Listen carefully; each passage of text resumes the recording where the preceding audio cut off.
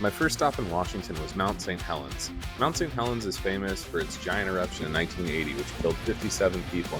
Today, this volcano sits behind a layer of clouds, making it impossible to see the crater, so I continued on to my camping spot outside another famous volcano, Mount Rainier.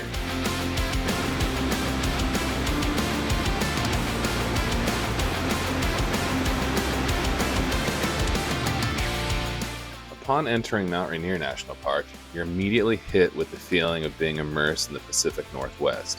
The trees, streams, low-hanging fog, and cloudy skies all set the scene for the beauty and epicness to come.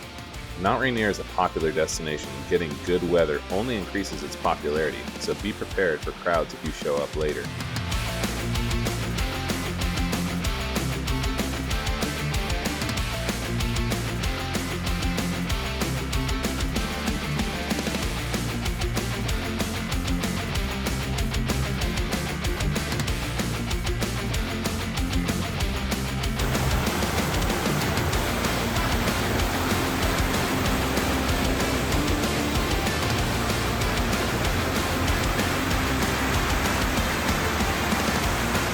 After my hike around Mount Rainier, I continued on to my next destination, Olympic National Park.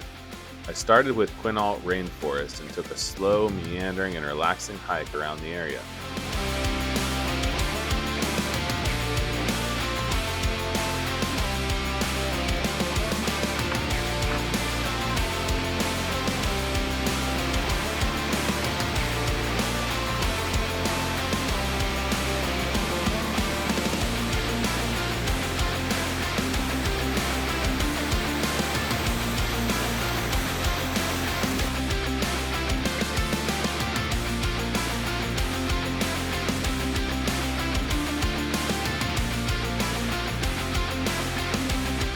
The next day I continued further north in the Olympic National Park to the Hoh Rainforest. It was a bit of a drive from my hotel, so this one had a line since I arrived a little later, but it was totally worth the wait. Walking through the moss-laden trees, wandering further from civilization, and getting the forest almost to myself.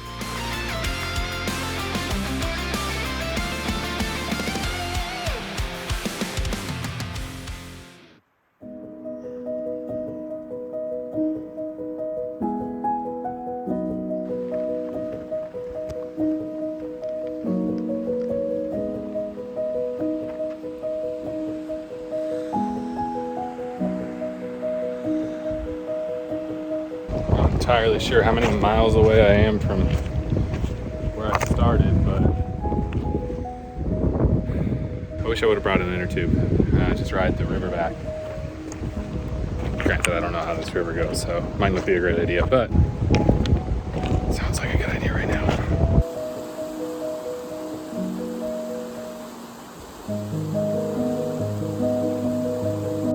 Having thoroughly enjoyed my time in nature, I wandered back into civilization, starting with a historical visit. The Japanese Exclusion Memorial on Bainbridge Island marks the dock where 227 Japanese American locals were forced from their homes and into camps, mainly in California and Idaho.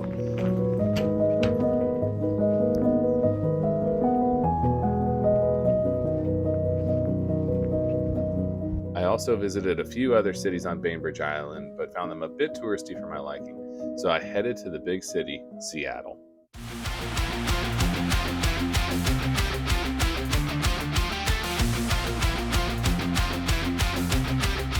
Seattle is a vibrant city with a vibe I would say is akin to San Francisco.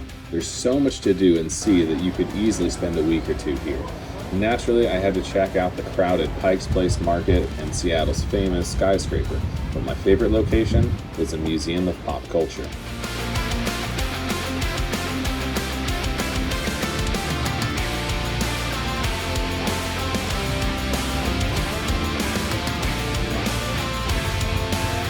Here they had awesome exhibits on various forms of music, but the natural draw for Seattle was their Nirvana exhibit.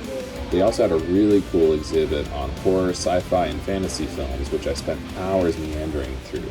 Tickets for the museum start at $30 and they are well worth the entry price.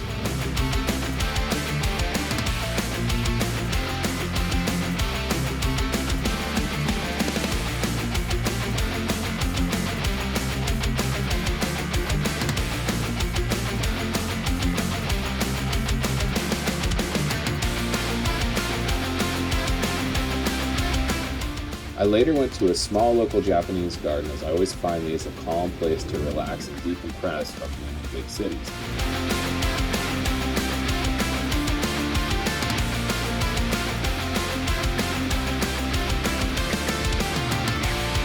I also had to pay homage to another Seattle native, Jimi Hendrix, whose gravesite is located near the city.